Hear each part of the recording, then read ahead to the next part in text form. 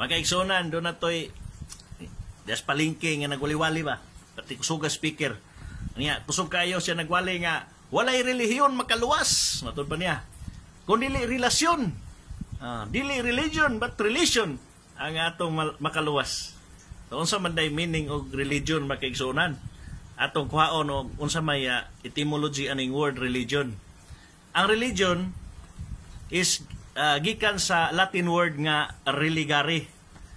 Unsa man ning religare? Meaning to tie, na pagsumpay, to tie or to band. Ang meaning sa religare is to bind our relationship between God and humanity.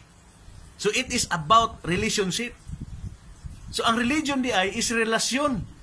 Dili pwede nimo nga imong bulagon ang religion o ang relasyon, kay ang religion meaning niya is to bind our relationship between God and humanity. Ha?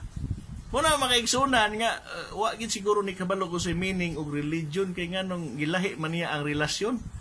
Relasyon, ang religion is about relationship. Di pwede na nga magbulag. Makaigsunan ang pangutana, kinsa may muluwas? Ang Dios. Doon na tayo gitawag og cause of salvation.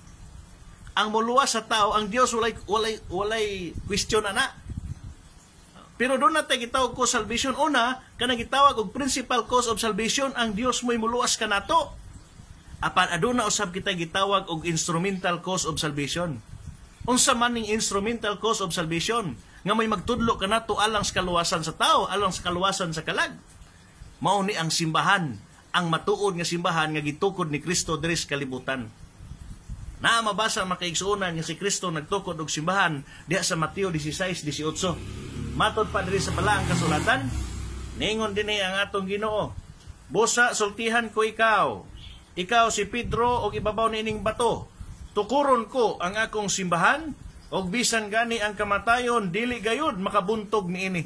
Muni ang ingon ni Kristo, bisan ang kamatayon, ang simbahan nga gitukod ni Kristo di gini mabuntog. Bisan pag 50,000 na mo kabuok nagtabang, di gini mabuntog. Anya kining simbahan nga gitukod sa atong Ginoong Kristo, gitawag kini ni San Pablo og relihiyon.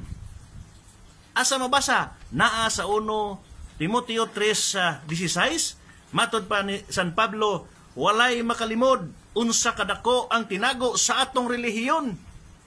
Relihiyon ang tawag ni atong simbahan o iglesia nga gitukod sa atong Ginoong Kristo.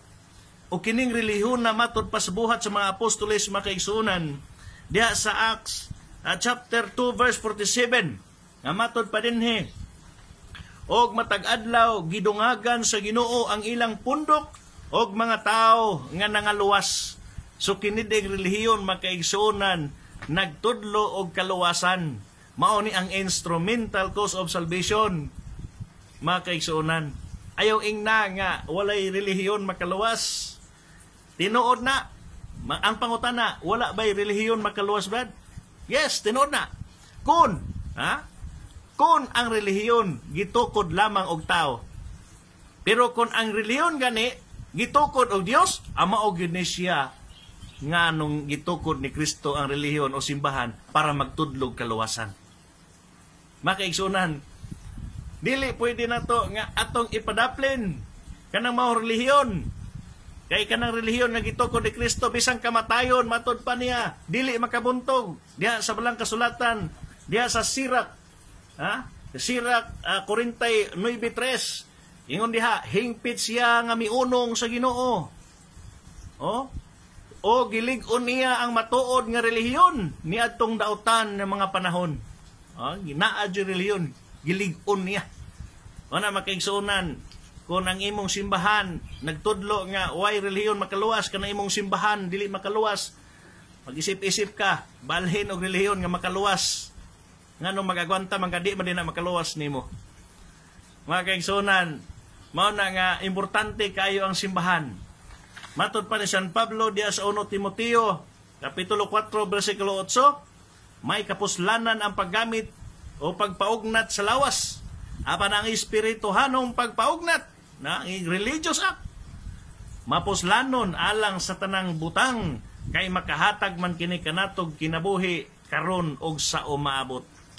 Mo na importante kay makaigsunan. Yes, walay reliyon makaluwas kung ang imohang relihiyon gitukod og tao. Apan kung gitukod kini og Dios, mao ni purpose nganong iyahang gitukod para magtudlo kanatog kaluwasan. Dalaygon ng Dios. Oh, God bless sa tanan.